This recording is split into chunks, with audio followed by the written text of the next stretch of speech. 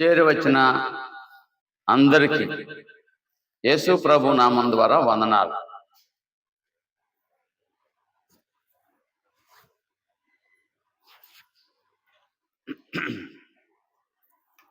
మనం చదువుకున్న భాగాన్ని చాలాసార్లు విన్నాం. అసలు క్రైస్తవ్యం అంటేనే విశ్వాసం మీద ఆధారపడింది. క్రైస్తవ్యమే కాదు, మతము అనేది ఏదైనా సరే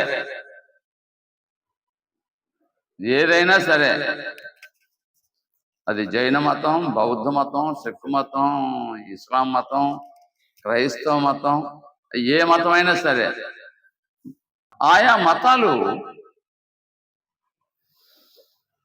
ఎక్కడ అంటే దానికి బేస్ మూలం ఏంటంటే అది నిజం కావచ్చు, అబద్ధం కావచ్చు. నేను కొంచెం తీవ్రంగానే మాట్లాడుతున్నాను. ఎందుకంటే విశ్వాసం అనే మాటకు అర్థం తెలియకుండానే విశ్వాసం అని చాలా మంది మతాలు ప్రారంభించారు. విశ్వాసంతోనే మతం ప్రారంభం అవుతుంది నిజమే, కానీ అసలు విశ్వాసం అంటే ఏంటో తెలియకుండానే వారు విశ్వాసాన్ని గురించి మాట్లాడారు. అది బాధాకరమైన విషయం. అందరి విషయం మనం ప్రక్కన పెట్టి క్రైస్తవులు అనే వారి విశ్వాసం ఏంటో అసలు బైబిల్ ఏం చెప్తుందో ఒక నిమిషం ఆలోచించాలి మనం. విశ్వాసం అనే మాటకు అర్థం ఏమంటే, విశ్వాసము అనే మాటకు అర్థం ఏమంటే ఇప్పుడే మనం చదువుకున్నాం. ఏమది? నిరీక్షింపబడు వాటి యొక్క నిజస్వరూపము అన్నాడు. అంటే విశ్వాసం అంటే నువ్వు అనుకున్నది కాదు, నువ్వు విన్నది కాదు, నువ్వు చూచింది కాదు, నీ భ్రమ కాదు, నీ ఆలోచన కాదు, నీ ఉద్దేశం కాదు. మరి ఏంటి అంటే ఒక నిరీక్షణ ఉంది. ఆ నిరీక్షణ యొక్క నిజ స్వరూపము. చాలా మందికి నిరీక్షణ లేదు. నిరీక్షణ లేని వాళ్ళు ఏమంటారంటే చచ్చిన తరువాత తక్కిడో బిక్కిడో. ఇంకా అటువంటి నిరీక్షణ లేని వారు ఏమంటారంటే మట్టి మట్టిలోకి పోయింది, గాలి గాలిలోకి పోయింది అంటారు. ఎవరు వారు అనేది? నిరీక్షణ లేని వారు, అంటే విశ్వాసం లేని వారు.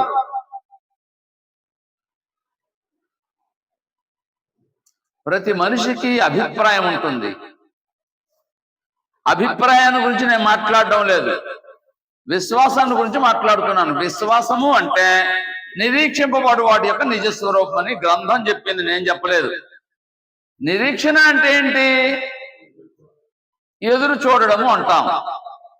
ఎదురు చూడడం అంటే దేనికోసం ఎదురు చూడడం? దేనికోసం ఎదురు చూడడం అంటే దేవుడు వాగ్దానం చేస్తే, దేవుడు ఏదైనా ఒక మాట చెబితే ఆ దేవుని మాట నమ్మడమే ఏంటి అక్కడ విశ్వాసం. అక్కడ నిరీక్షణ చెప్పలే నేను. దేవుడు మాట చెప్పాడు అంటే ఆ మాట యొక్క ఫలితమే నిరీక్షణ. నా మాట అర్థమైంది ఇప్పటికే.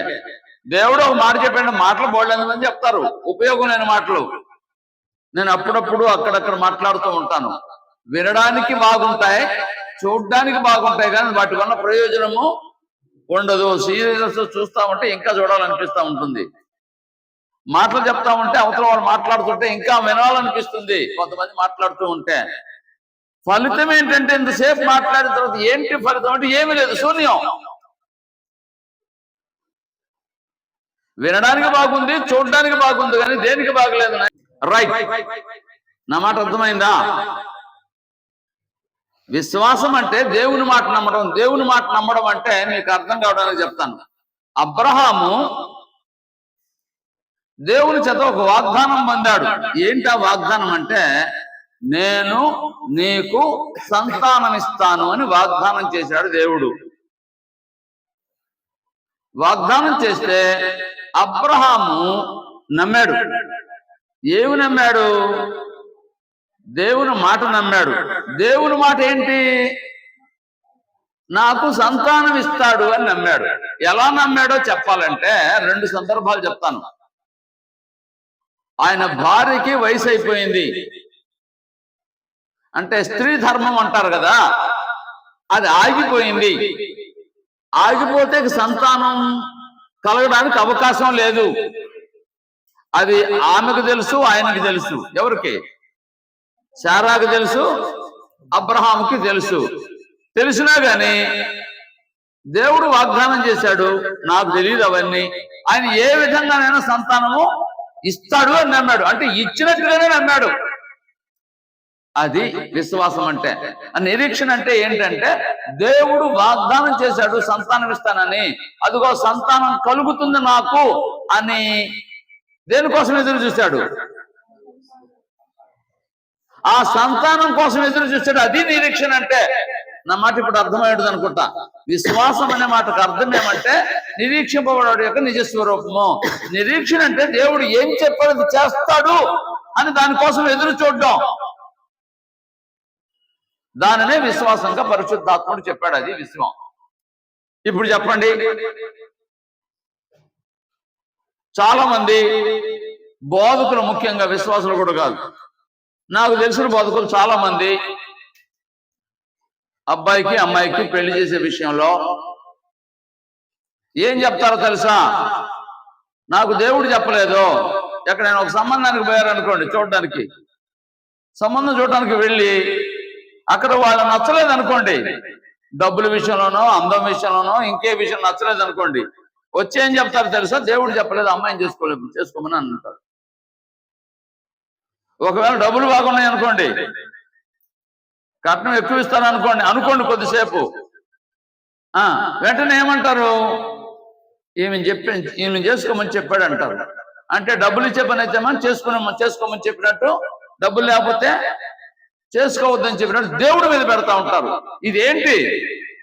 విశ్వాసం కాదు, మోసం. సరే, వాడిని విడిచిపెడతాను. విశ్వాసం అంటే ఏంటంటే దేవుడు చెప్పిన మాట నెరవేరుస్తాడని నమ్మడమే విశ్వాసము. అయితే దేవుడు ఏమన్నాడంటే ఇశ్రాయేలీయుల్ని పెద్ద మాట అన్నాడు. ద్వితీయోపదేశకాండ గ్రంథం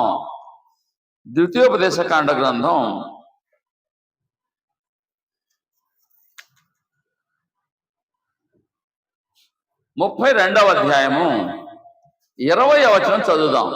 ద్వితీయోపదేశకాండ గ్రంథం 32వ అధ్యాయము 20వ వచనం చదువుదాం. ఆయన ఇట్లనుకొనెను, నేను వారికి విముఖుడనై వారి కడపటి స్థితి ఏమగునో చూచెదను.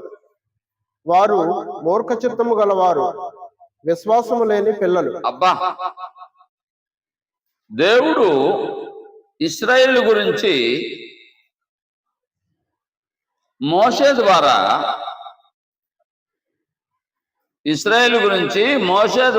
ఇశ్రాయేలుతోనే మాట్లాడుతున్నాడు. మోషే ద్వారా మాట్లాడుతున్నాడు. ఏమంటున్నాడంటే, మరొకసారి చదువు నాయన మాట చివరి భాగం. వారు మూర్ఖ చిత్తము గలవారు, విశ్వాసము లేని పిల్లలు. విశ్వాసము లేని పిల్లలు. ఇశ్రాయేలీయుల్ని దేవుడు ఏమన్నాడంటే,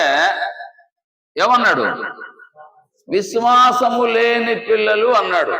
విశ్వాసము లేని వారు అని దేవుడు ఇశ్రాయేలు గురించి మాట్లాడాడు మోషే ద్వారా. ఎప్పుడు మాట్లాడాడో మీరు ఎప్పుడైనా అర్థం విన్నారా? కనీసం వారు బయలుదేరి 40 సంవత్సరాలే. 40 సంవత్సరాలు ఇంకా పూర్తి కాలేదు. ఈ 40 సంవత్సరాల్లోనే వారి సంగతి అర్థమైంది దేవునికి. చివరికి దేవుడు వారికి విముఖుడు అంటే వ్యతిరేకమయ్యాడు. వారిని ఎంతగా ప్రేమించాడో, ఎంతగా నడిపించాడో, ఎంతగా సహాయపడ్డాడో ఆ తర్వాత విందాం. కేవలం 40 సంవత్సరాల లోపలే వారికి దేవుడు విముఖుడై, దేవుడు మాట్లాడుతున్న మాట ఏమంటే, నా ప్రజలైన ఇశ్రాయేలీయులు విశ్వాసము లేనివారు అంటున్నాడు. విశ్వాసము లేనివారా ఉన్నవారా మనం ఇప్పుడు పరిశీలన చేద్దాం. మొట్టమొదటిగా ఇశ్రాయేలీయులు ఐగుప్తులో బానిసలుగా ఉన్నారు. మోషేని పంపించాడు. మోషేని పంపించి మోషే ద్వారా ఐగుప్తులో అనేక రకాల తెగుళ్ళు వచ్చేలాగా ఫరో ఎదుట ఐగుప్తు ప్రజలందరికీ తెలిసేలాగా, ఇశ్రాయేల్ ప్రజలకు తెలిసేలాగా కార్యక్రమాలు జరిగించాడు. 10 రకమైన అద్భుత కార్యాలు జరిగించాడు. ఇంకో విధంగా చెప్పాలంటే తెగుళ్ళు రప్పించాడు. ఇది ఐగుప్తీయులు చూశారు, ఇశ్రాయేల్ చూశారు, ఐగుప్తు దేశమంతా తెలిసిపోయింది, ప్రపంచానికి తెలిసింది. మరలా చెప్తాను ఈ మాట. ఆ రోజుల్లో ఐగుప్తు దేశము అంటే ఇప్పటికి ఇంచుమించుగా 3500 సంవత్సరాల నాడు సంగతి చెప్తున్నాను నేను. ఐగుప్తు దేశం అంటే ప్రపంచంలో ఉన్నతమైన దేశంగా, అగ్రరాజ్యంగా ఉంటుంది అప్పట్లో. ఇప్పుడు దాని ప్రభావం అంత లేదు. ప్రపంచ దేశాల్లో అగ్రరాజ్యంగా ఉంది. ఆ దేశంలో కార్యక్రమాలు జరిగితే ప్రపంచానికి తెలుసా తెలీదా? రాహాబ్ అనే వేశ్య అన్నది ఇశ్రాయేలుతో, అయ్యా దేవుడు మిమ్మల్ని ఐగుప్తులో ఏ విధంగా ప్రత్యేకపరిచి మీ ప్రజల మీదకి కానీ, మీ సామాగ్రి మీదకి కానీ, మీ జంతువుల మీదకి కానీ తెగుళ్ళు వగేర వగేర రాకుండా ఐగుప్తుల మీదకి మాత్రమే వచ్చేలాగా చేసి అక్కడి నుంచి మిమ్మల్ని ఏ విధంగా నడిపించాడో నాకు తెలుసు, మాకు తెలుసు అన్నది. అంటే అది ఆమె ఐగుప్తు దేశం కాదు, ఎరుకో దేశం,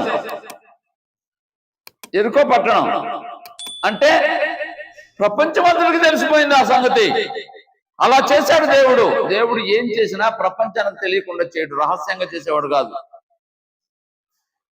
ఏం జరిగిందో ఒక్కొక్కటి మనం విందాం. అయితే అన్ని చేసినప్పుడు ఇశ్రాయేలు విన్నారు మోషే మాట. ఐగుప్తు రాజు పంపించాడు, వారు బయలుదేరారు. బయలుదేరి వచ్చారంటే నమ్మి బయలుదేరారు, నమ్మకుండా బయలుదేరారు? ఇప్పుడు మీరు చెప్పాలి. ఇశ్రాయేలు మోషే మాట నమ్మి బయలుదేరారా, నమ్మకుండా బయలుదేరారా? జవాబు రాల నా దగ్గరికి. ఇశ్రాయేలు నమ్మితే, ఇశ్రాయేలు దేవుడిని నమ్మితే వారు ఏం చేసేవారంటే మోషే మాట ప్రకారంగా ప్రవర్తించేవారు లేదా జీవించేవారు. ఐగుప్తు నుంచి బయలుదేరిన మొదలుకొని 40 సంవత్సరాలు మోషే మీద సణుగులు గొణుగులు తిరుగుబాట్లే గాని మోషే మాట విన్నవారు కారు. మరి ఎందుకు వచ్చారు? వారు బానిసలుగా ఉన్నారు. ఆ బానిసత్వం కంటే ఇది మంచిది అన్నట్టుగా బానిసలుగా ఉన్నారు కాబట్టి అది విడుదల దొరికింది కనుక బయలుదేరి వచ్చారు, కానీ నమ్మి కాదు. ఇవాళ కూడా చర్చికి వచ్చేవాళ్ళు చాలా మంది నమ్మి కాదు. క్రైస్తవులు అనేవాళ్ళు చాలా మంది ఏదో అలవాటుగా వచ్చేవాడు, కానీ నమ్మి కాదు. బాధాకరమైన మాట చెప్తున్నాను నేను. నమ్మటం అంటే ఎలా ఉంటుందో చూస్తాం, గ్రంథంలో నుంచి మనం పరిశీలన చేద్దాం, ఒక్కొక్కటి విందాం. ఇశ్రాయేల్ దగ్గర విని మన దగ్గరికి వద్దాం. ఇశ్రాయేల్ ఏం చేశారో చూద్దాం రండి. 8వ అధ్యాయం నిర్గమకాండ గ్రంథం 22వ వచనం. నిర్గమకాండ గ్రంథం 8వ అధ్యాయం 22వ వచనం.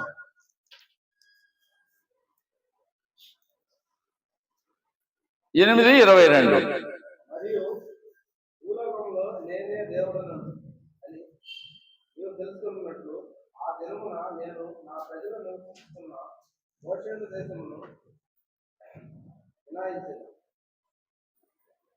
అక్కడ ఈగల గుంపులు ఉండవు. విన్నారండి? ఇశ్రాయేల్ దేశం, ఐగుప్తు దేశంలో ఇశ్రాయేల్ ఉన్నారు. మోషే ఒక మనవి చేశాడు ఐగుప్తు రాజు దగ్గర, అయ్యా మేము వెళ్ళిపోయి దేవుణ్ణి సేవిస్తాం, మేము వెళ్తాము అంటే పంపించనన్నాడు. నువ్వు పంపించకపోతే మీ దేశమంతటి మీదకి ఈగలు వస్తాయి అన్నాడు. దేశమంతటి మీదకి ఈగలు వస్తాయి అన్నాడు. మరే బాగానే ఉంది, ఈగలు వచ్చాయి, కానీ ఎక్కడ రాలేదు? గోషేను దేశం అంటే ఎవరిది? గోషేను దేశం అంటే ఎవరిది? ఐగుప్తులోనే ఒక రాష్ట్రం, అది ఒక ప్రాంతం, ఇశ్రాయేలు ఉండే ప్రాంతం. యాకోబు వచ్చినప్పుడు యోసేపు రాజుగారితో మాట్లాడాడు, మా నాన్నగారు మా వారంతా వచ్చారు అంటే మీకు ఎక్కడ ఇష్టమో అక్కడికి వెళ్ళండి అని అన్నాడు. మేము పశువులు కలిగిన వారమే, మందలు ఉన్నాయి, ఆ ప్రాంతం అయితే మాకు బాగుంటుందని చెప్పి గోషేను ప్రాంతం కోరుకున్నారు. అయితే అక్కడికే వెళ్ళి నివసించండి అని చెప్పి గోషేను ప్రాంతానికి వెళ్ళి నివసించారు. ఐగుప్తు దేశమంతట్లో ఈగలు వచ్చాయి వాళ్ళ ఇళ్లలోకి. తిందామంటే దాని మీద ఏం కనబడుతుంది? ఈగ. శరీరం మీద అంటే ఒకటైతే తోలుతాం. అంటే ఎంత విపరీతంగా వచ్చాయంటే అంత ఈగలే. మీరు అప్పుడప్పుడు అక్కడక్కడ తేనెటీగలు కనబడతా ఉంటాయి. దాన్ని తేనె తట్టిన ఎవరైనా కదిలించారంటే మొత్తం ముసురుతాయి. ఆ దగ్గరలో ఎవరుంటే వాళ్ళ మీద దాడి చేస్తూ ఉంటాయి. అలాగా ఈగలు గుంపు అయిపోయింది, కానీ ఎక్కడ లేదు, గోషెన్ ప్రాంతంలో లేదు, అంటే ఇశ్రాయేల్ నివసించే ప్రాంతంలో లేదు. మిగిలిన దేశం అంతా ఉన్నాయి. మరలా రాజుగారు పిలిపించి, అయ్యా అయ్యా ఆ ఈగలు పోయేలాగా ప్రార్థన చెయ్యి, నేను పంపిస్తానని మాట ఇచ్చాడు. ప్రార్థన చేశాడు, దేవుడు ఈగలు లేకుండా చేశాడు. ఆయన పంపలేదు. అయిపోయిన తర్వాత మీలో చాలా మంది మనమైనా రేపటి నుంచి ఇలా చేద్దామని ప్లాన్ చేసుకుంటాం. ప్లాన్ చేయాలని మీ అందరికి ఉంటుందా ఉండదా? అందరికి ఉంటుంది. బూతులాడేవాళ్ళు అనుకుంటారు మాటలు విన్నప్పుడు, దేవుని మాటలు, ఈ రోజు నుంచి బూతు ఆడకూడదు అనుకుంటారు. కొద్ది రోజులు కట్టడి చేసుకుంటారు నోటిని. 10 రోజులు, 15 రోజులు, నెల రోజులు కట్టడి చేసుకుంటారు, జాగ్రత్తగా ఉంటారు. తర్వాత కోపం వచ్చినప్పుడు మరలా ఏమైంది? అలవాటు పోలేదు, మరలా వచ్చేసాయి. కట్టడి చేసుకోలేరు. కొన్ని త్రాగుబోతులు అయితే నేను తాగనని ప్రతిజ్ఞ చేస్తారు. ఒక నెల, ఒక సంవత్సరమో చాలా జాగ్రత్తగా ఉంటారు. తర్వాత మరలా మొదలెడితే ఇంకా ఎక్కువ చేస్తారు. ఈ విధంగా ఐగుప్తు రాజు కూడా అయ్యా నేను పంపిస్తానని మాట ఇచ్చాడు. తర్వాత ఏం చేశాడు?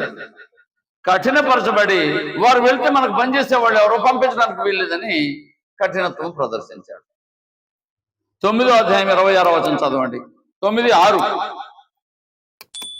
నిర్గమకాండ గ్రంథమే 9వ అధ్యాయం 6వ వచనం.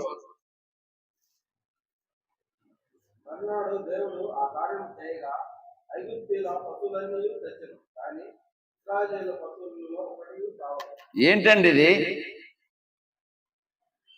ఐగుప్తీయుల పశువులన్నీ చచ్చిపోయినట్టే ఇశ్రాయేల్ దేశం, అంటే ఇశ్రాయేల్ ఉన్న ప్రాంతంలో పశువులు మాత్రం చనిపోలేదు. అంటే దేవుడు ఏం చేస్తున్నాడంటే వినాయిస్తున్నాడు, వాళ్ళని వీళ్ళని విభజిస్తున్నాడు. వీరు నా ప్రజలు, వీరి మీదకి నేను తెగులు రప్పించలేదు, మీరు నా మాట వినలేదు, మీ మీదకి తెగులు రప్పిస్తున్నాను అన్నట్టుగా ప్రత్యేకపరుస్తున్నాడా లేదా? ఈ కార్యం చూసిన తర్వాత ఇశ్రాయేలుకి ఏమనిపిస్తుంది? ఏమనిపించాలి? దేవుడు మన పక్షంగా ఉన్నాడు, మన పక్షంగా ఈ కార్యం చేశాడని విశ్వాసం బలంగా రావాలా వద్దా? వచ్చింది. ఎంతసేపు అంటే అప్పుడే మరలా వెనక్కి వెళ్ళాడు. రైట్. 26వ వచనం చదవండి ఇప్పుడు.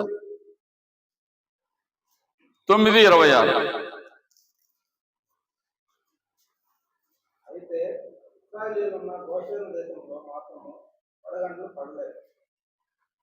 వడగళ్ళ వాన వచ్చింది. వడగళ్ళ వాన వచ్చి అది పంట పండే సమయం అట. అంటే మొలకలు వేశారు, బాగా పైరుంది, పైరంతా పాడైపోయింది వడగళ్ళు పడి. ఎక్కడ? ఐగుప్తు దేశం అంతట్లో. కానీ ఇశ్రాయేల్ ఉన్న ప్రాంతంలో వడగళ్ళు పడకుండా చేశాడు దేవుడు. 13వ అధ్యాయం 21వ వచనం చూడండి.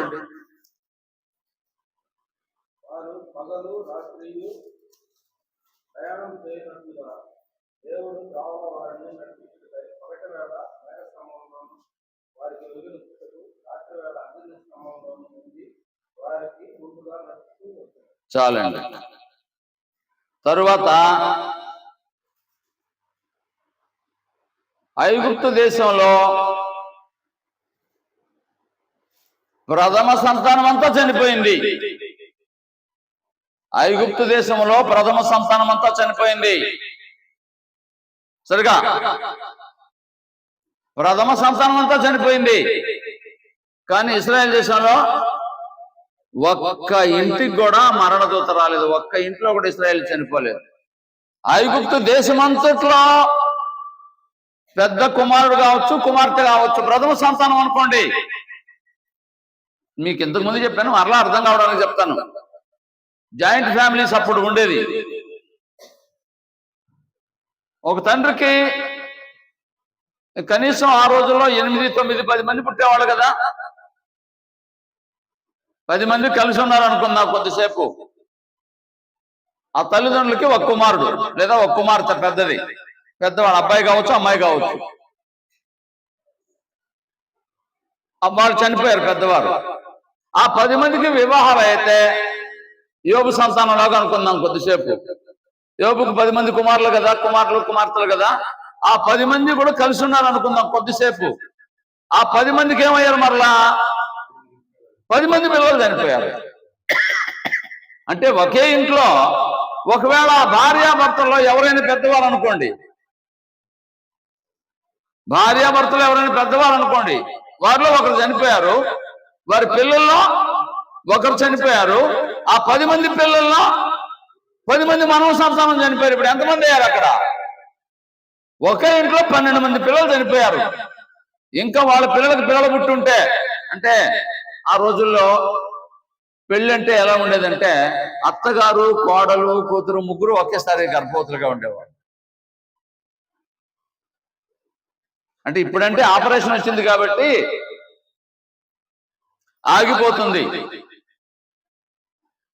అంటే కుమారుడికి లేదా కుమార్తెకి పిల్లవాడు పుట్టిన తర్వాత కూడా ఈమెకి పిల్లలకి అనేది. అటువంటి పరిస్థితిలో ఎంతమంది, ఒక్కొక్క ఇంట్లో ఎంతమంది చనిపోతారు ఒకసారి మీరు ఆలోచించండి. శవము లేని ఇల్లు లేదు ఐగుప్తు దేశంలో. కానీ ఎక్కడ లేదు? ఇశ్రాయేలు నివసించే గోషేను ప్రాంతంలో ఒక శవం కూడా కనబడలేదు. ఇదంతా జరిగింది. సరే, రాజుగారు, ఐగుప్తు రాజు, అయ్యా మీరు వెళ్ళిపోండి అని చెప్పి బ్రతిమలాడి అప్పుడు వస్తువులిచ్చి, పశువులిచ్చి, బంగారం ఇచ్చి, వగర ఏం కావాలో తీసుకొని పండి. విసిగిపోయారు అప్పటికి. చివరికి అయ్యా మీకేం కావాలంటే అది తీసుకొని పండి అని బ్రతిమలాడి మరీ పంపించారు. వారు బయలుదేరి వస్తా ఉంటే ఇప్పుడు మనం చదువుకున్న భాగం ఏంటంట, పగలేమో ఎలా ఉంది? మేఘం, అంటే ఏసీ రూమ్ లాగా ఉంది పగలు. రాత్రిపూట పట్టపగల్లాగా అగ్నిస్తంభం. వారికి రాత్రి పగలు అనేది వ్యత్యాసం లేకుండా ఒకేలాగా వాతావరణం. పగలు రాత్రి అనే వ్యత్యాసం లేదు. ఇప్పుడు దగ్గర మనం అనుభవిస్తున్నాం. పగలైనా రాత్రి అయినా ఏసీ రూమ్ లో ఉన్నాం అనుకోండి, ఎంత టెంపరేచర్ కావాలో అంత పెట్టుకున్నాం అనుకోండి, ఎప్పుడు ఎలా ఉంటుంది? ఆ రూమ్ లో ఉంటే పగలకి రాత్రికి తేడా తెలియదు. మనం టైం చూసుకొని పగలు రాత్రి అని చెప్పుకోవడమే కానీ వాతావరణంలో మార్పు ఉంటుందా? అది అలాంటి పరిస్థితిలో వారు ఐగుప్తు నుంచి కనాను దేశానికి బయలుదేరారు. అంతేకాదు, ఏం తిన్నారు? మన్నానే తిన్నారు. అంతేకాదు, ఇంకా ఏం తిన్నారు? పూరేడు పిట్టల మాంసం తిన్నారు. పక్షి మాంసం అంటే చాలా విలువైందని చెప్పుకుంటారు కదా. ఇప్పుడు మనకు తెలిసింది, వైద్య శాస్త్రం అభివృద్ధి చెందిన తర్వాత దేవుడు ముందే తెలియచేశాడు, మీకు కావాలంటే పక్షి మాంసం తీసుకోండి అన్నట్టుగా పూరేళ్ళు వచ్చి పడేలాగా ఆ పూరేడు మాంసం, ఆ మన్నా ఆహారం తీసుకుంటూ బండల్లో నుంచి నీళ్లు రప్పించి, తేనె రప్పించి, ఎన్ని విధాలుగా వారికి మేలు చేశాడంటే ఇంత అని చెప్పడానికి వీల్లేదు. ఇప్పుడు చెప్పండి, వారు అనుభవించిన మేలులు ఎంత అంటే ఇంత అని కొలవడానికి సాధ్యం కాదు. అటువంటి మేలులు అనుభవిస్తూ ప్రయాణం చేస్తుంటే ఏమి లేకుండా పోయారంట వారు. నా ప్రజలు, ఇంకోసారి చదవండి అన్నమాట. ద్వితీయోపదేశకాండ గ్రంథం 32వ అధ్యాయము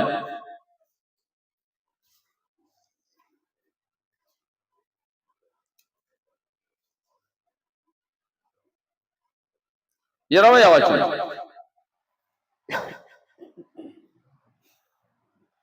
ఆయన ఇట్లా అనుకున్నాను, నేను వారికి వినుకున్నై వారి కడపటికి ఏమగునో చూచెను.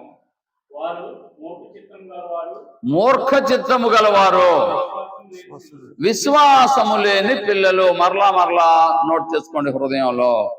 40 సంవత్సరాలు కూడా పూర్తి కాలేదండి వారికి. అయ్యా మేము చూడలేదు ఆ కార్యాలు, మేము వినలేదు ఆ సంగతులను చెప్పడానికి. అక్కడ ఉన్న వాళ్ళందరూ అప్పుడే బయలుదేరారు. 40 సంవత్సరాలు పూర్తి కాలేదు. 40 సంవత్సరాలు పూర్తి కాలేదు అంటే వాళ్ళు బ్రతుకున్నారా లేదా? బయలుదేరిన వారు. మరి ఏమయ్యారు వారు? 40 సంవత్సరాలు కూడా పూర్తి కాకుండానే వారు ఏమయ్యారంటే విశ్వాసము లేని మూర్ఖ చిత్తం కలిగిన వారుగా ఇశ్రాయేలీలు ఉన్నారు. ఇశ్రాయేలుకి ఏమి లేదు ఇప్పుడు చెప్పండి? విశ్వాసము లేదు. ఏంటి విశ్వాసం లేకపోవటం? సరే మనం ముందుకు వెళ్దాం. వాళ్ళకి అక్కడి నుంచి నడిపించి బయలుదేరి వచ్చారు. సీనాయి కొండ మీదకి వచ్చిన తర్వాత మోషే ద్వారా ఎక్కువ కూడా కాదు, మనకైతే ఇప్పుడు ప్రతి చాలా ఉంది. వాళ్ళకి 10 ఆజ్ఞలు ఇచ్చాడు. ఎన్ని ఆజ్ఞలు? ఈ 10 ఆజ్ఞలు పాటిస్తే చాలు అని 10 ఆజ్ఞలు ఇచ్చాడు. ఎక్కువ కూడా కాదు, 10 ఆజ్ఞలే. 10 ఆజ్ఞల్లో ఏది నాకు తెలిసినంత వరకు కఠినంగా లేదు, చాలా సులువుగా ఉంది. అయితే ఒకటి కఠినంగా ఉంది వారికి. నేను తప్ప వేరొక దేవుడు నీకు ఉండకూడదు అని అన్నాడు. ఐగుప్తులో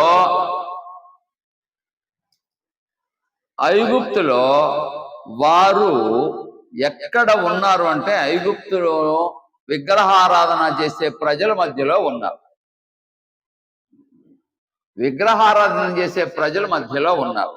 ఉన్నందుచేత వారి అలవాట్లు, మన సామెత చెప్తారు కదా, 6 నెలలు ఉంటే వారే అన్నట్టుగా వారి అలవాట్లు ఆచారాలు బాగా అగ్గినట్టున్నాయి వీళ్ళకి.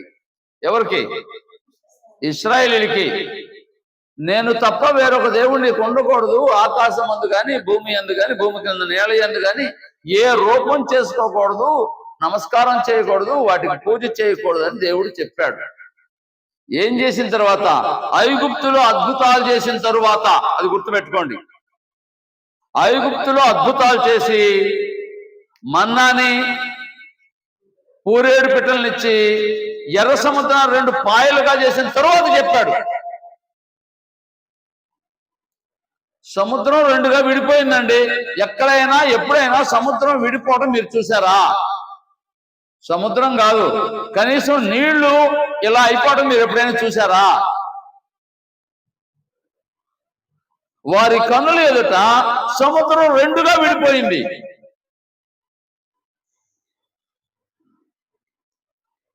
వారు బయలుదేరి వెళ్ళిపోతా ఉన్నారు. వారి మధ్యలో అంటే వెనకేమో ఐగుప్తీయుల సైన్యం వస్తా ఉంది. ఇశ్రాయేల్ బయలుదేరి వెళ్తా ఉన్నారు, ఐగుప్తు సైన్యం వస్తా ఉంది. మధ్యలో ఆ మేఘ స్తంభము అగ్ని స్తంభంగా ఉంది, అది నిలబడింది. మధ్యలో వచ్చి నిలబడింది. గుర్తుపెట్టుకోండి, అగ్ని స్తంభంగా ఉన్న ఇటువైపు ఏమో ఇశ్రాయేలుకి వెలుతురుగా ఉంది. ఇశ్రాయేలుకి వెలుతురుగా ఉంది అగ్ని స్తంభంగా ఉన్నటువంటిది. మేఘ స్తంభం లాగా ఉంది. మేఘం అంటే ఎలా ఉంటుంది? మీరు ఆకాశం మేఘం పట్టినప్పుడు నల్లగా ఉన్నట్టు అప్పుడప్పుడు. అలాగా ఇట చీకటి అయిపోయింది. ఇటు 2 వైపులు సముద్రం ఉంది, గోడ కట్టినట్టుగా. పైన ఏముంది? మేఘం ఉంది. క్రింద ఏముంది? వారి మధ్యలో ఐగుప్తీయులకి ఇశ్రాయేలుకి మధ్యలో ఏముంది? అగ్నిస్తంభం, మేఘస్తంభం. ఇటువైపు చీకటిగా, ఇటువైపు వెళ్తురు. ఇశ్రాయేలుకి వెళ్తురుగా ఉంది, ఐగుప్తీయులకేమో చీకటిగా ఉంది. పైనంతా చీకటిగా ఉంది, మబ్బు. ఇటు మబ్బు ఉంది, 2 వైపులు సముద్రం ఉంది. ఇంకా గాలి వెళ్తురు ఎక్కడి నుంచి వస్తుంది?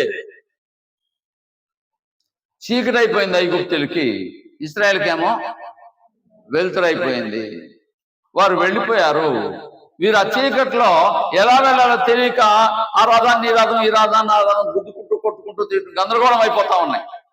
చివరికి ఏం జరిగిందంటే ఇశ్రాయేల్ దాటి వెళ్ళిపోయారు. ఆ సముద్రం అలా కలిసిపోయింది. సముద్రంలో వాళ్ళు చనిపోయారు ఐగుప్తు సైన్యం అంతా. ఇంత జరిగిన తర్వాత ఇశ్రాయేల్కి ఏం కావాలి? విశ్వాసం బలపడాలి. విశ్వాసం బలపడాలి. విశ్వాసంలో బలంగా ఉండాలి వారు. కానీ ఏం చేశారు వారు అంటే విశ్వాసం బలపడలేదు సరిగదా, సణుగులు గొణుగులు. తిండికి తక్కువైందా? ఏం తక్కువైంది? వాళ్ళకి ఏమి తక్కువ కాదు, అన్నీ ఉన్నాయి. అన్నీ ఉంటే ఇప్పుడు ఏమైందంటే ధనము హెచ్చిన సామెత ఉంది కదా, వద్దులే, అలా అయిపోయింది వీళ్ళకి. అన్నీ ఉన్నాయి. దేవుని మీద మోషే మీద తిరుగుబాటు చేయటం ప్రారంభించారు. నా మాట ఒక్క మాట వినండి. ఏమీ లేకుండా పోయింది వారికి. విశ్వాసం లేకుండా పోయింది. ఎందుకని? ఐగుప్తులో ఉన్నట్టు వాటిని విడిచిపెట్టలేకపోయారు. నేను ఇందాకే చెప్పాను, తిట్టేవాళ్ళు మానుకోవాలి, చెడ్డల మాటలు ఉన్నవాళ్ళు మానుకోవాలి. ప్రార్థనకు రావటం అంటే అవే ఇవే కాదు, వచ్చినా ఉపయోగం లేదు. విశ్వాసం అంటే దేవుడు చెప్పిన మాటను నమ్మడము, దేవుడు చేసిన వాగ్దానాన్ని నమ్మడం, దానికోసం ఎదురు చూడడం. ఇశ్రాయేలుకి కనాను దేశం ఇస్తానని వాగ్దానం చేశాడు. కానీ వీరు మాటి మాటికి ఏది జరిగినా మేము ఐగుప్తులో ఉంటే బాగుండేది, మరలా ఐగుప్తుకు వెళ్తామని మాటి మాటికి మోషేని బెదిరించేవారు. అంటే ఏమి లేదు వారికి.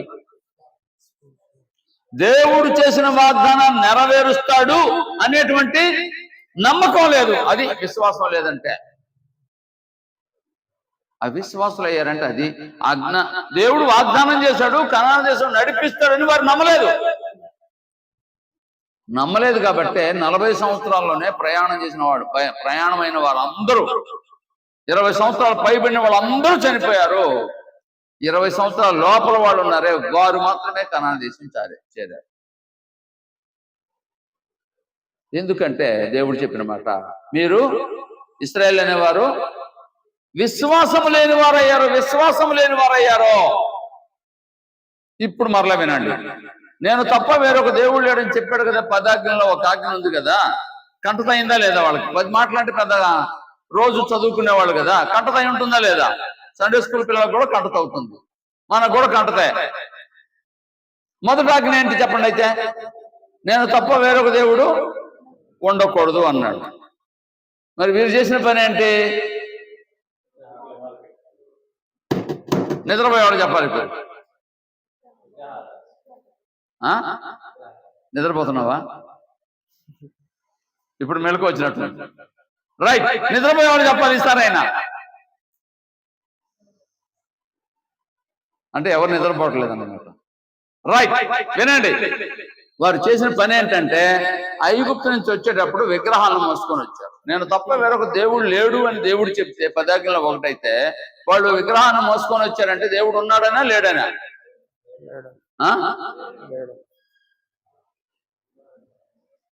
ఇంకొక దేవుడు లేడని వారు నమ్మలేదు. అంటే వారు ఎవరైతే దేవుడుగా అంతకు మునుపు భావించారో అతన్నే దేవుడుగా, అయితే మోషేకి తెలియకుండా, ప్రజలకు ఎవరికి తెలియకుండా దొంగచాటుగా తీసుకొని వచ్చారు. మనం కూడా చేసే పాపాలు ఎలా చేస్తాం చెప్పండి? ఎవరికైనా తెలిసేలాగా చేస్తామా? అది మనం చేసే పని. ఇశ్రాయేల్ ఎలా చేశారు, ఇప్పుడు క్రైస్తవులు కూడా అలాగే చేస్తున్నారు, ఎవరికి తెలియకుండా. తప్పులు. విశ్వాసం అంటే దేవుని మాట నమ్మడమే విశ్వాసము. ఇది గుర్తుపెట్టుకోండి. నేను తప్ప వేరొక దేవుడు లేడు అని చెప్తే వారు నమ్మలేదు. అందుకే దేవుడు వారికి విముఖుడయ్యాడు. అయిపోయింది, వాళ్ళ సంగతి విడిచిపెడదాం. క్రొత్త నిబంధనలోకి వద్దాం. హెబ్రీ పత్రిక 12వ అధ్యాయము 1వ వచనం చదవండి. హెబ్రీ పత్రిక 12వ అధ్యాయము 1వ వచనం.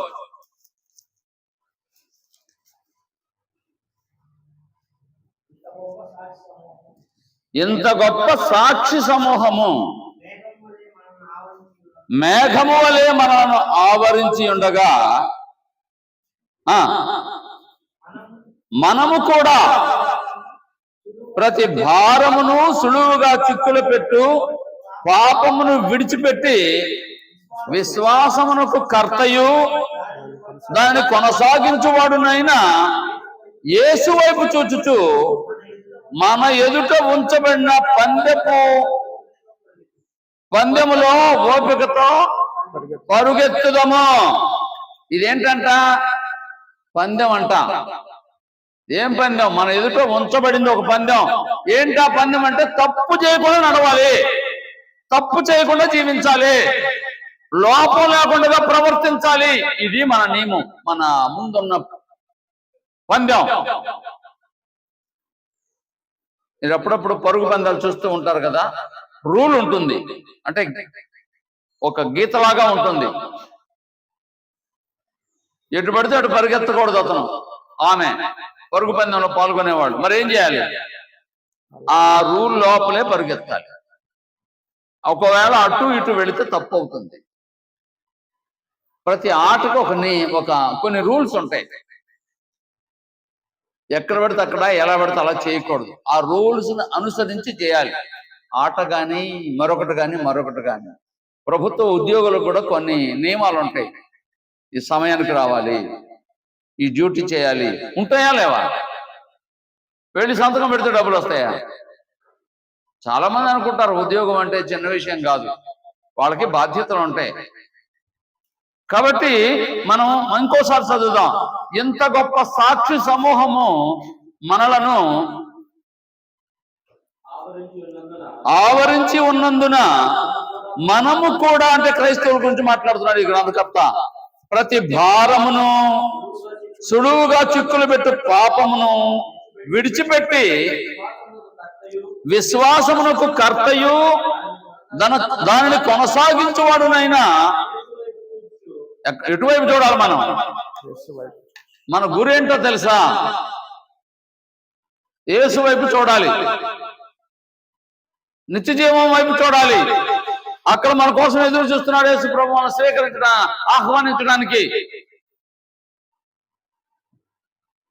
ఆయన గురిగా పెట్టుకోకుండా ప్రతి క్రైస్తవ కుటుంబం చేసే పని ఏంటంటే, నా పిల్లల్ని ఐఏఎస్ చేయించాలి, రైట్, తప్పు కాదు. లేదా ఐపీఎస్ చేయించాలి, అంతకంటే తప్పు కాదు. లేదా ఇంజనీర్ చేయాలి, డాక్టర్ చేయాలి, లాయర్ చేయాలి అని ఆలోచిస్తారు, తప్పు కాదు. కానీ దానికోసం దీన్ని ఏం చేస్తున్నారంటే దీన్ని విడిచిపెడుతున్నారు. దేనికోసం దేన్ని విడిచిపెడుతున్నారు? వారి పిల్లల బంగారు భవిత కొరకు నిత్య జీవం అనేటువంటి వాగ్దానం చేశాడే దేవుడు యేసు ప్రభు ద్వారా, దానిని విడిచిపెడుతున్నారు. మరలా చెప్తాను ఈ మాట. ఇశ్రాయేలు అనేవారు ఐగుప్తు నుంచి కనాను దేశం చేరడానికి బయలుదేరిన వారు ఎడు తిరిగారు. మాటికి ఏమంటారంటే మోషేతో, అయ్యా మేము ఐగుప్తుకు వెళ్ళిపోతాం, అక్కడే బాగుంది మాకు. ఎక్కడ బాగుంది? ఇటుకలు చేయమంటే బాగుందట. ఇటుకలు ఎలా చేయాలో తెలుసా? మట్టి మాత్రం ఇస్తారు, నీరిస్తారు, దాన్ని కాల్చడానికి చెత్త లేకపోతే కట్టె అదంతా సమకూర్చాలి. అంతకు మునుపు గవర్నమెంట్ ఇచ్చేది. గవర్నమెంట్ ఇస్తే వాళ్ళు ఇటుకలు తయారు చేస్తున్నారు. మోషే వెళ్ళిన తర్వాత ఇక మీదట మీకు చెత్త అంటే కాల్చడానికి మేము చెత్త ఇవ్వము, మీరే ఎక్కడైనా తీసుకొచ్చి ఎండబెట్టి కాల్చాలి. ఇటుకలు కాల్చాలంటే అదంతా మేము ఇవ్వం, మట్టి మాత్రమే, నీళ్లు మాత్రం ఇస్తాం. ఏం చేస్తారో మాకు తెలియదు, ఎట్లా చేస్తారో మాకు తెలియదు, చేసి తీరాల్సింది, చెయ్యకపోతే కొరడా దెబ్బలని చెప్పి భయపెట్టారు. వాటిని కోరుకుంటున్నారా? ఆకాశం తెచ్చేటువంటి మన్నా పూరేడు పెట్టలను కోరుకుంటున్నారు. మీరు పూరేడొద్దు, మన్నా వద్దు, రోజు అదేనా మాకు. ఐగుప్తు దేశం అయితే బాగుండేది. ఏం బాగుంది? ఉదయాన్నే లేచి ఇటుకలు కాల్చడానికి ఏమేం తేవాలో అవన్నీ సమకూర్చుకునేవారు. ఎంత ప్రయాసపడేవారో. అది బాగుందట వారికి. మన ఆలోచనలు, మన చూపులు కూడా ఎలా ఉంటాయంటే, కొన్ని కుటుంబాల్లో కొంతమంది పిల్లలు కోరికలు కోరారు అనుకోండి, సహజమే పిల్లలు కావాలని కోరుకోవటం. అది తీర్చమని అల్లాడిస్తారు భర్తలను కొంతమంది. వాడు బండి కొనమన్నాడు కదా, కొనేవచ్చు కదా, డబ్బులు ఉన్నాయి కదా, వాడికి వయసు రాలేదు, అయినా బండి కొనివ్వమని వాడు తొందర చేస్తుంది. కొంతమంది పిల్లలు ఇల్లు కట్టమని తొందర పెడతారు, మరి కొందరు ఒక్కొక్కటి తొందర పెడుతూ ఉంటారు. ఆయన కానీ ఆమె కానీ ఏం చేస్తారో తెలుసా, ఏమైనా సరే వాళ్ళకి అది సమకూర్చి పెట్టాలనుకుంటారు. తప్పని నేను అనడం లేదు, అప్పు చేసేనే చేయాలట. ఇబ్బందులు పడతా ఉంటారు. ప్రక్కనున్న వాళ్ళు ప్రోత్సహిస్తూ ఉంటారు, ఏముందిలే కానీ అని. మరలా చదువుతానమాట. ఇంత గొప్ప సాక్షి సమూహము మేఘము వలె మనల్ని ఆవరించి ఉన్నందున మనము కూడా ప్రతి భారమును సులువుగా చిక్కులు పెట్టి పాపమును విడిచిపెట్టి, చిక్కుల్లో పడకూడదు. ఏంటా చిక్కులు? ఇదిగో అంటే మీకు అర్థం కావడానికి చెప్తున్నాను. ఈ ఎదురుగా ఇల్లు ఉంది కదా, ఇంత అవతల ఒక ఇల్లు ఉంది. ఆ ఇంట్లో 3 కుమారులు, ఆడపిల్లలు లేరు. 3 పని చేస్తున్నారు, యవనస్తులు.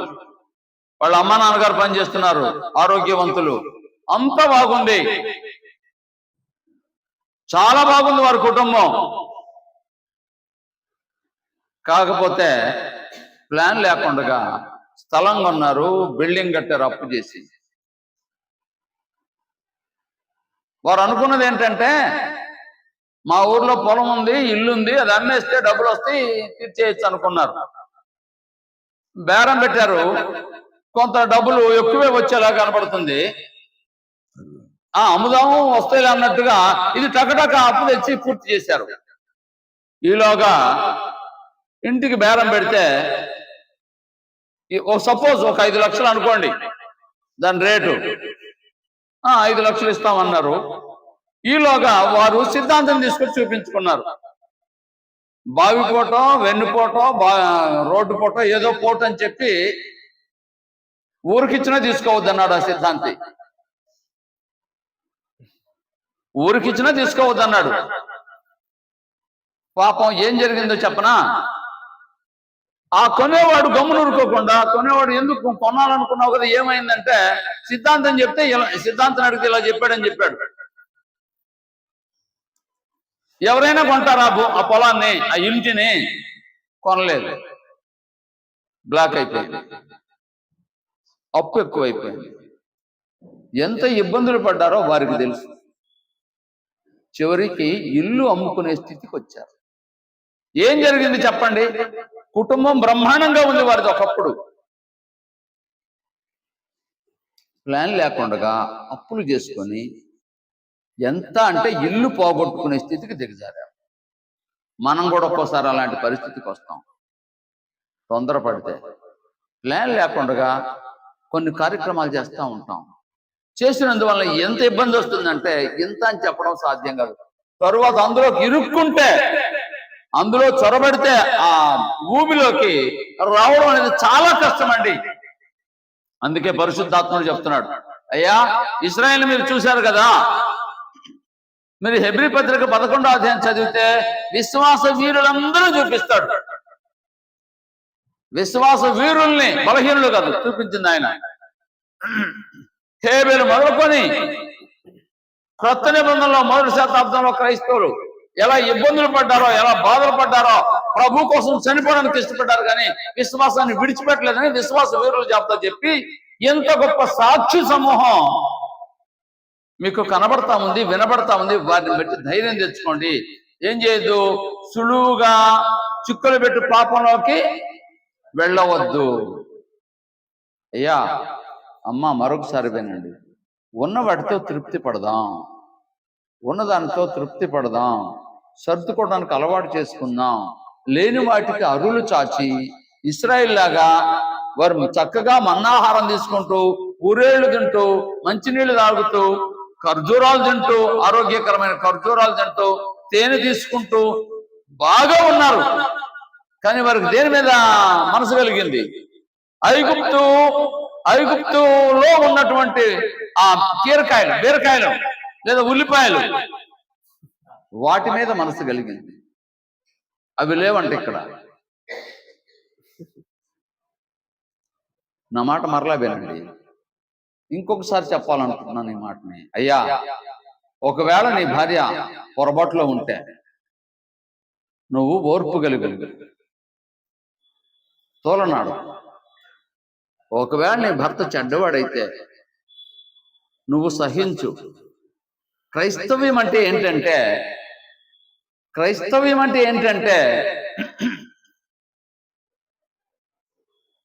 కుడి చెంప కొడితే ఎడం చెంప చూపించమనేటువంటిది క్రైస్తవ్యం అంటే. మీరు గ్రంథాన్ని చదివితే ఒకరికంటే ఒకరు యోగ్యులని ఎంచుకోండి అంటే ఆమె నాకంటే యోగ్యురాలని ఈయన ఎంచాలి, అతను నాకంటే యోగ్యుడని ఆమె ఎంచాలి. అలాంటి ఆలోచన ఉంటే ఒకరినొకరు ఏం చేస్తారు? సన్మానించుకుంటారు, గౌరవించుకుంటారు, భయం కలిగి ఉంటారు. ఆమెకు జవాబు చెప్పాలని, అతనికి జవాబు చెప్పాలని. ఈ విధంగా కుటుంబం ఉంటే పరిశుద్ధాత్ముడు చెప్పిన మాట మీకు జ్ఞాపకం చేయాలి. పేతురు రాసిన మొదటి పత్రిక 3వ అధ్యాయము 1 నుంచి 2 వచనాలు చదివితే, పేతురు రాసిన మొదటి పత్రిక 3వ అధ్యాయము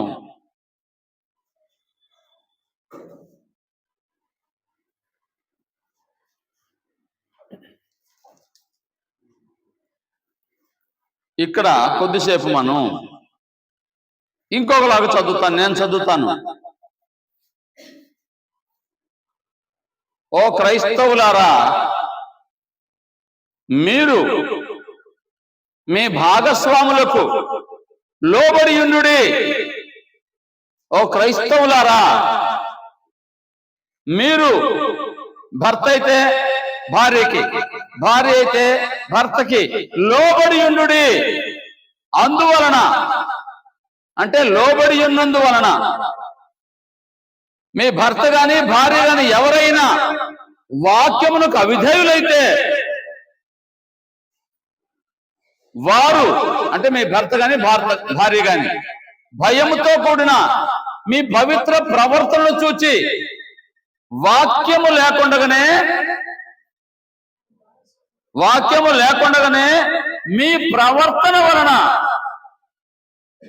లేదా మీ నడవడి వలన రాబట్టబడవచ్చును. ఎక్కడికి?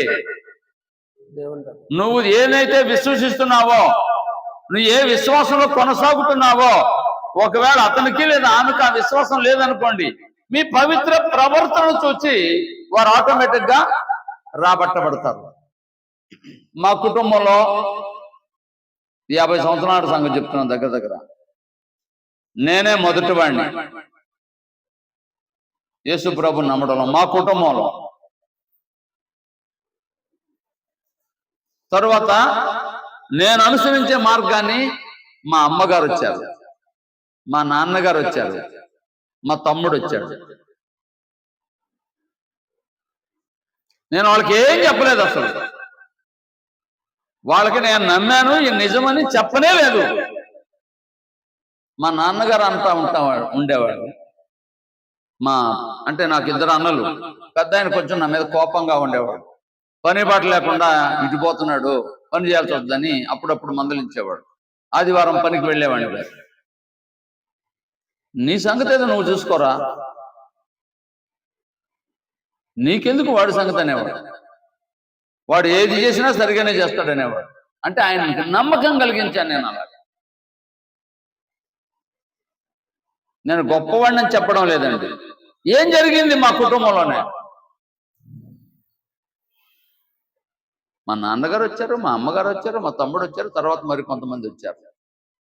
ఇవాళ మా ఇంట్లో విగ్రహారాధన అనేది లేదు. అంటే నాకంటే ముందు విగ్రహారాధకుడు మా ఇంట్లో వాడు. నేను గొప్పని చెప్పడం లేదండి. మీరు కూడా అలా చేయగలిగితే, రాత్రే నేను ఇంకొక యవనస్తుడు ఒక ఊరు వెళ్ళాం. దారిలో మాట్లాడుకుంటూ ఒక కుటుంబం గురించి, మనల్ని బట్టే కదా మన పిల్లలు నడుస్తారు, నేను సరిగా నడవలేదంటే నా పిల్లలు కూడా సరిగా నడవరు అని చెప్పడం జరిగింది అతను.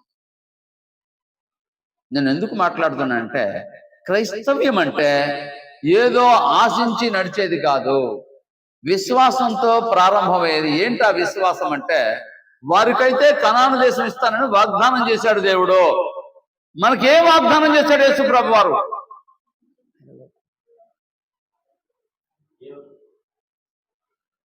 మనకు వాగ్దానం చేసింది ఏంటంటే,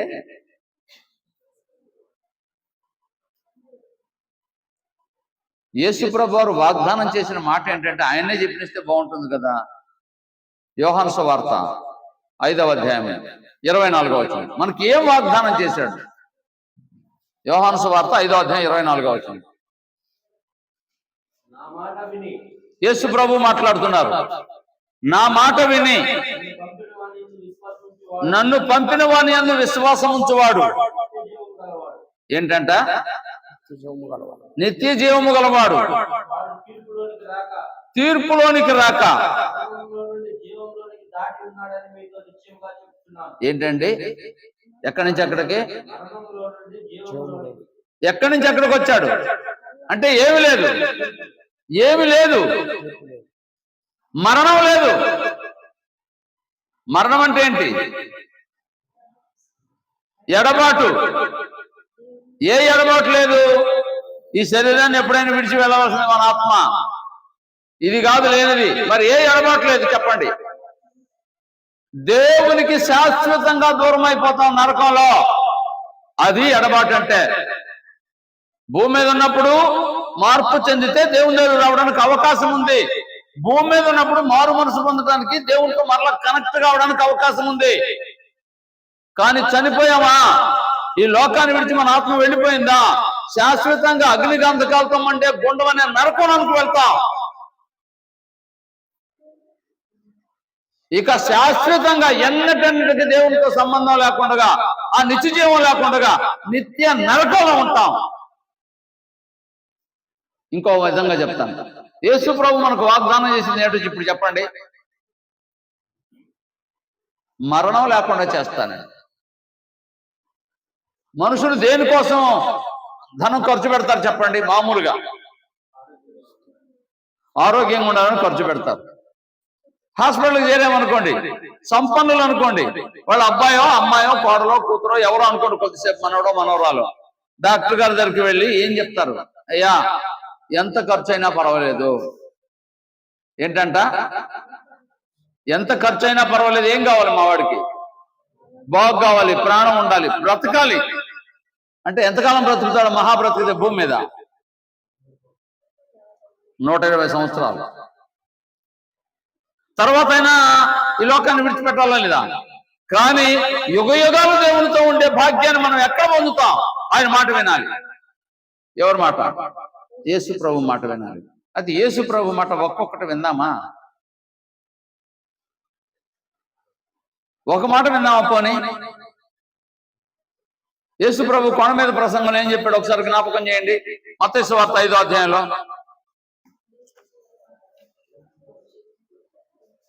5వ అధ్యాయం 2వ వచనం లేదా 3వ వచనం. ఆత్మ విషయమై అంటే ఎవరు? దీనులైన వారు ధన్యులు, పరలోక రాజ్యము అంటే అర్థం ఏంటి? ఆత్మ విషయమై దీనులైన వారు ధన్యులు. మనలో ఏముంది? దీనత్వం ఉందా? యేసు ప్రభు వారు దేవునితో సమానుడు, పరలోకంలో ఉండేవాడు, స్తోత్రార్హుడు, స్తుతులకు పాత్రుడు. ఆయన్ని నిరంతరంగా అక్కడ ఏం జరుగుతుందంటే దేవతలు కొనియాడుతున్నాయి. భూమి మీదకి వచ్చాడు. ఎలా వచ్చాడు? ఎలా వచ్చాడు ఆయన? మానవుడుగా. మనం కూడా మానవులమేగా. ఆయన దీనత్వమును బట్టి ఆయనకు న్యాయ విమర్శ దొరకకపోయాను. అంటే దీనుడుగా ఉన్నాడా లేదా? ఆయన ఏంటి భూమి మీద దీనుడుగా ఉండడం ఏంటి? నీలో ఉందా ఆ దీనత్వం? నీలో ఉందా? నీ భర్త ఒక మాట అన్నాడు అనుకోండి కొద్దిసేపు ఏం చేస్తావు? కోడిత్రాసు మీద కాలు వేసామనుకోండి తోక మీద ఏం చేస్తుంది?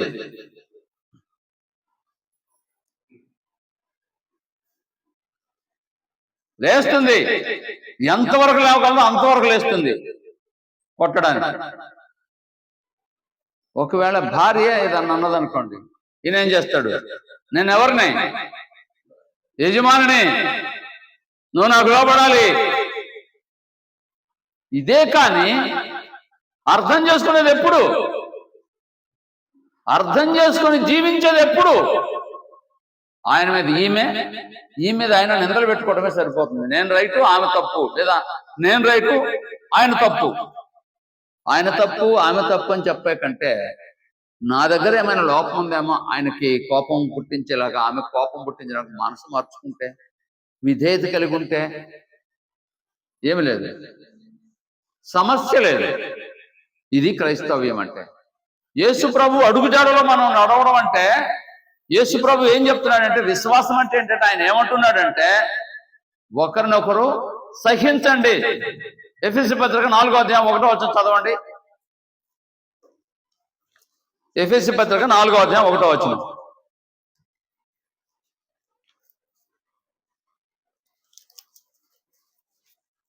కాబట్టి మీరు సమాధానము అనుబంధము చేత ఆత్మ కలిగించు ఐకమత్యమును కాపాడుకున్నట్టు. అయ్యా మరలా వినండి ఈ మాట. సమాధానం అనేది ఉండాలంట. అది ఎటువంటిదంట? బంధం అంట. రెండవది ఆత్మ కలిగించు ఐకమత్యమును ఐక్యతను కాపాడుకున్నట్టు ఎందుకు శ్రద్ధ కలిగి ఉండాలి. ఆత్మ కలిగించు ఐక్యమును. ఆత్మ ఏం చేస్తుంది? ఐక్యం కలుగు చేస్తుందా, విడగొడుతుందా? మనం చేసే పని ఏంటి? సాధ్యమైనంత వరకు విడగొట్టే పనే. విడిపోవడానికి ప్రయత్నం చేస్తాం. పరిశుద్ధాత్ముడు ఏం చేస్తాడంటే కలపడానికి ప్రయత్నం చేస్తాడు. మీ మాటలు కలవాలి, మీ ఆలోచనలు కలవాలి. ఎప్పుడూ కూడా మనం ఏం చేస్తామంటే కలవడానికి ప్రయత్నం చేయం.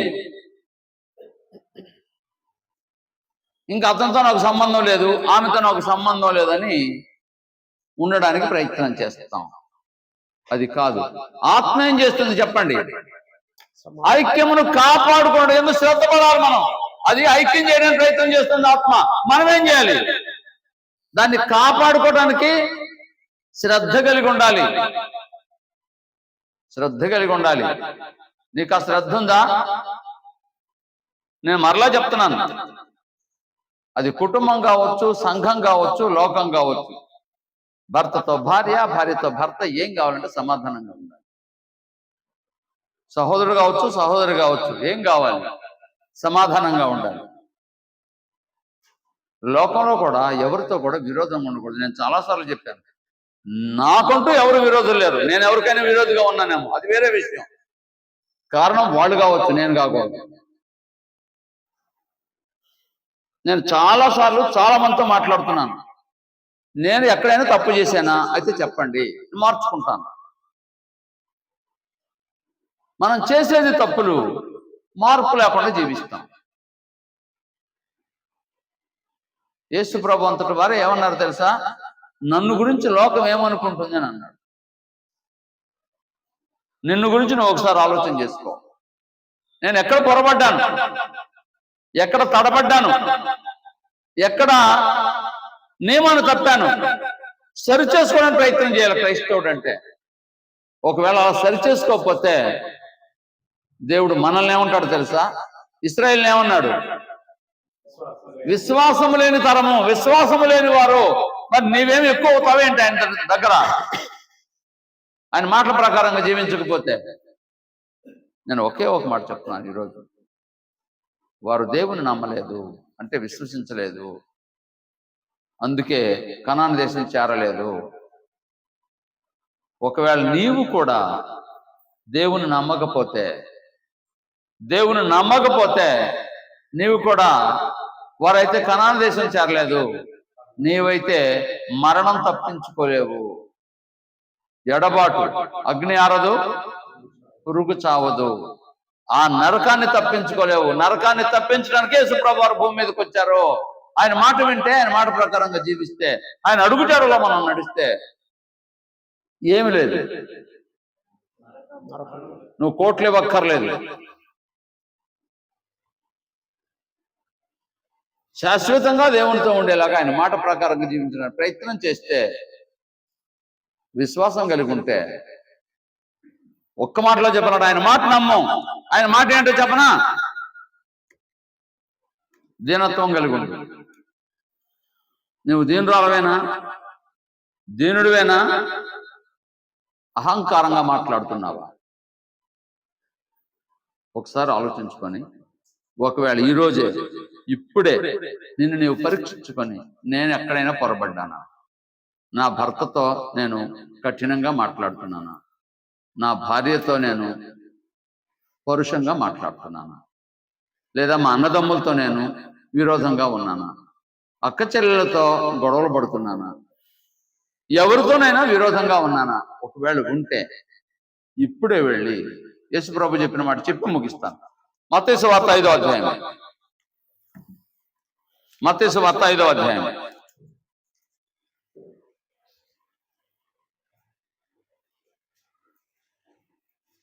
25వ వచనం. నీ ప్రతివాదితో నీవును త్రోవలో ఉండగానే త్వరగా వానితో సమాధానపడు. ఏంటంట? దారిలో ఉన్నప్పుడే సమాధానంగా ఉండు. ఇంటికి వెళ్ళేదాకా కాదు, తెల్లవారేదాకా కాదు, రేపు కాదు. సమాధానపడు, సమాధానపడు. యేసు ప్రభు ఎందుకు వచ్చాడు భూమి మీదకి చెప్పండి? ఈ సందర్భంగా దేవునికి మనిషికి సమాధానం ఏర్పాటు చేయడానికి వచ్చాడు. నువ్వు భార్యతో సమాధాన పడకపోతే, భర్తతో సమాధాన పడకపోతే, అన్నదమ్ములతో సమాధాన పడకపోతే, అక్క చెల్లెలతో సమాధాన పడకపోతే, సహోదరుడితో సమాధాన పడలేకపోతే దేవుడితో ఎలా సమాధాన పడతావు? దేవుడు దేవుడు అంటే సరిపోదు. అదే సమయంలో ఇంకో మాట చెప్పాడు పరిశుద్ధాత్ముడు. అక్రమముగా నడుచుకునే వారికి దూరంగా ఉండాలి. క్రమం తప్పారనుకోండి, అక్రమంగా వెళ్తున్నారనుకో, వాళ్ళకి ఏం చేయాలి? అవసరానికి వాడుకుందామని కాదు, అక్రమం అని తెలిసిన తర్వాత వారికి దూరంగా ఉండాలి. ఇది క్రైస్తవ్యం అంటే. నేను చెప్పిన మాటలు 2 మాటలు మరలా చెప్తాను. అందరితో సమాధానం ఉండడానికి ప్రయత్నం చేయాలి. ఒకవేళ నీ ముందు చెప్పారనుకోండి, అక్రమంగా ఉన్నారనుకోండి, వాళ్ళతో ఏం చేయాలి? మేము సమాధానానికి సిద్ధంగా ఉన్నా, అయితే నువ్వు తప్పు ఒప్పుకోవాలి, అక్రమాన్ని విడిచిపెట్టాలి. న్యాయం తప్పావు, నీతిని తప్పావు, నీవు తప్పిన నీతిలోకి మేము రాలేమో. ఒక నియమం ఉంది గ్రంథానికి, క్రైస్తవ్యానికి ఒక నియమం ఉంది. ఆ నియమంలో నడుచుకోవాలి. నియమాన్ని తప్పిన తర్వాత మళ్ళీ షేక్ హ్యాండ్ ఇవ్వకూడదు అతనితో.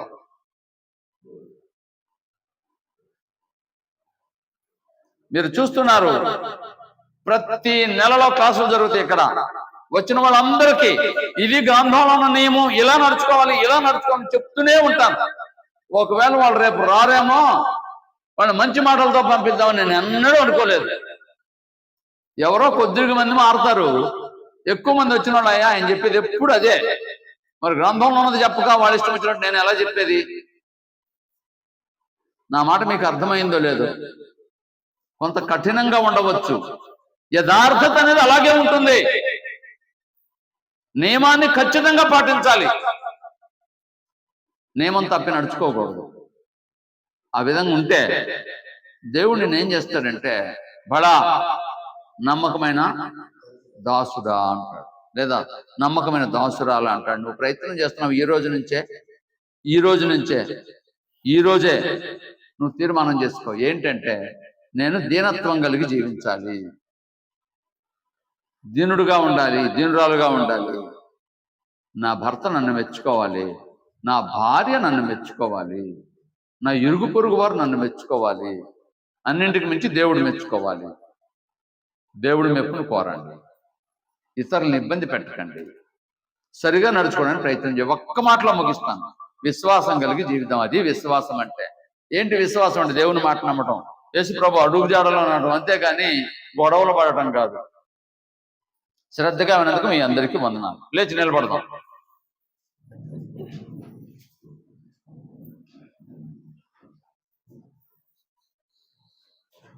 సిలువ పాట పాడదాం.